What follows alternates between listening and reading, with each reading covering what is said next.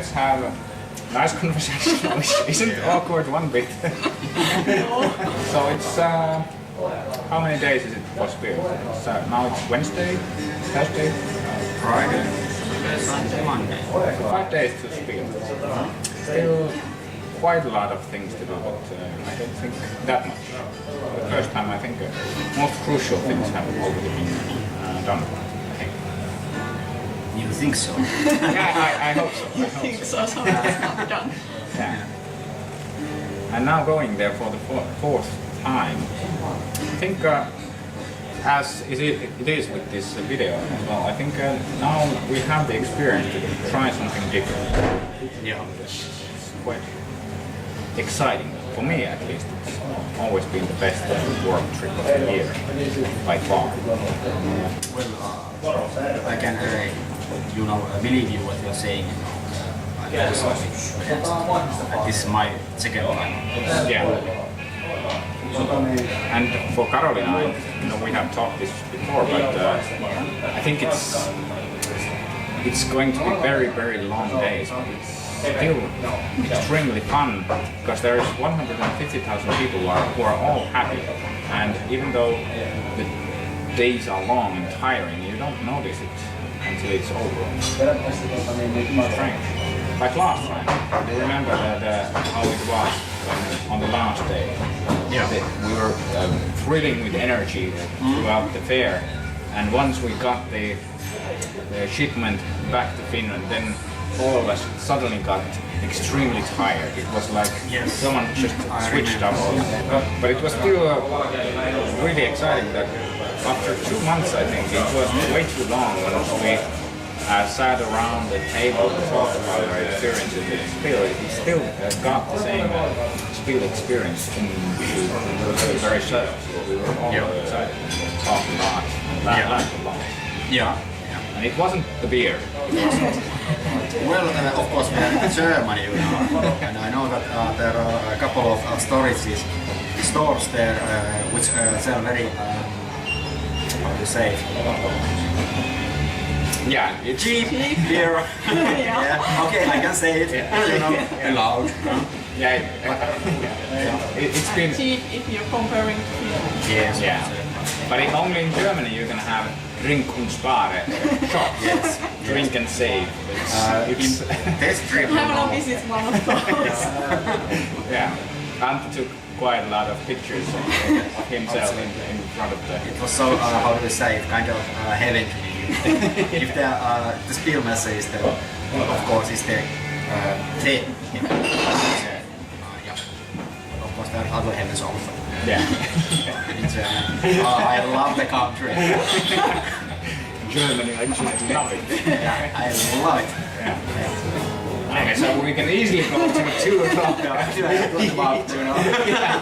10 hours in the mess hall, then a couple of hours of work more, then wild parties at the pub, and then wake up at 4. Yes.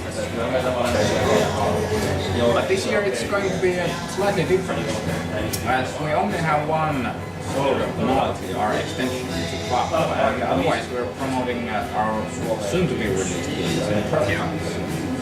It's going to be somewhat different from last year. Well, I think that we have now more time to experience the Spiel itself.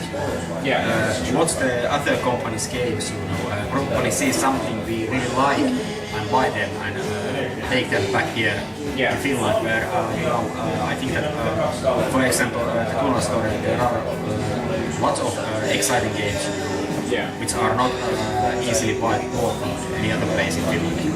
So I think that if we can now do the same kind of experience we had last year, take some 20, 30 games from there, and put them to the Tuonela store, I think that the buyers like. Yeah, I think it's really interesting to see that in spite of us being not the largest of distributors in Finland, then all the exotic games that we brought, or not all, but most of them that had proved excellent and still got almost no scores in Board Game Geek, they have been sold out because there are brilliant games in Taiwan, there are brilliant games in Korea, there are brilliant games in Chile and so forth. And I think we can do more of that, discover great games, and make sure that people in all get to play the best board games in the world.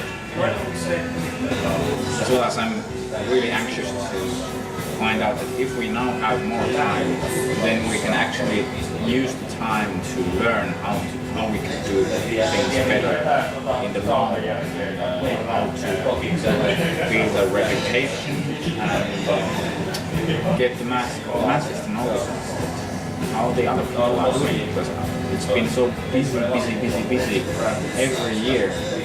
We simply haven't had that much time to analyze what the other guys are doing. Yeah. I think compared to, we also go quite often to video game conferences and video game fairs, and the lack of technology or lack of ways to promote your games, that simply can't be true. It seems that all the booths are just untechnological. Like they don't even use the video projector. Yeah.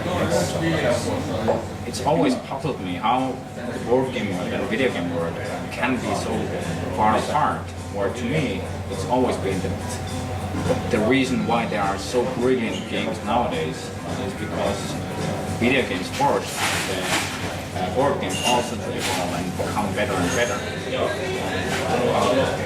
That the hardcore games that were there in the 70s and 80s, of course there were also casual games back then, but now the hardcore games have almost vanished. All the really hardcore games. They have found the casual genre, the young style games, and I would say that it's because video games force them. I'm not sure if I'm right. If you go back to the 80s, when you were talking about the video games, that was the decade when the entire genre was born. Yeah. And I think that in the first way, when the game designing is something like elite kind of. Yeah. The players were the other geeks who liked the games. Yeah. You didn't do focus them for casual players. Yeah. I think that that's something which has now vanished. Yeah. When you are designing a game for some platform, for example, Xbox or PlayStation, I think that they think today, how can we, sell this game for a casual player, because they are the greatest buyers. Greatest buyers ostajakunta. Just consumer. But you know that. Of course they do. Yeah, but I think that from a board game area, I think the true game designing is still very strong. I mean, it's not as big as how to say it. There are not so many people playing board games than in video games. Alright. Yeah. Well, I'm not actually that sure. Yeah. Because I'm also now also thinking about. Of course, the market is definitely a lot smaller on board games, but I wouldn't say that it's automatically less people playing. Yeah. At least, as we know from Spiel, that the board games really reach better the whole generation of people. There are as many women as men, and all. I know from being a video game professional, I know that the video game industry wants to say that, okay, 40% of the gamers are women, and that's simply not true, because they calculate all the Facebook games and solitaire games played on Windows to make them be true, but it's true when it comes to board games. Yeah. Also grandfathers and grandmothers play games. They don't play video games. But one thing that I simply love about board games, which has earned us, at least Tuonela, quite a reputation, a strange reputation, is that I think board games are more rock and roll than video games. You can you can make a difference more easily through board games because it's lower risks. You can make games out of any topic, and you see games out of any topic better than in video games, where production times are bigger, and thus the risks are bigger. And yeah, sure, the winning margins are also bigger, but it's still in video games people copy way a lot more than copy each other. Well, actually, I think you said something very important about the rock and roll itself. I mean, in the 1950s, it was a part of the youngsters' rebellion against their parents. In the 1980s, I think the video games were more rebellious. Before it became the mass product. And same happened to rock and roll. After when it was rebellious, then somebody found out that hey, you can make some bucks for it, and after that it became industry of cool. And same thing has happened in the video games. So probably the last rock and rollers, the real rock and rollers, are board games. But there is a big debate going on the video game side, particularly in the United States. It's in the Supreme Court if freedom of speech is covered by, if video games are also covered by freedom of speech, and a big lawsuit going on.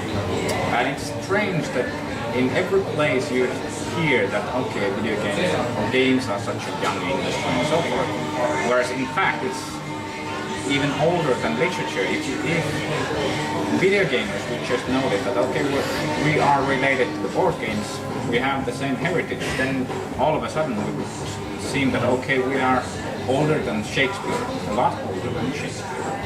We have a greater history than literature. And it's been, the gaming culture has been recognized as part of the culture already in the ancient Egypt, where the invaders deliberately banished or destroyed all the board games because they represented the older culture.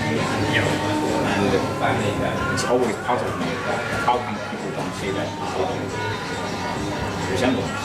And the fact that people want to play, people have to play. And it's only a matter of technological innovation, that whenever there's a technological innovation, there will be games in it.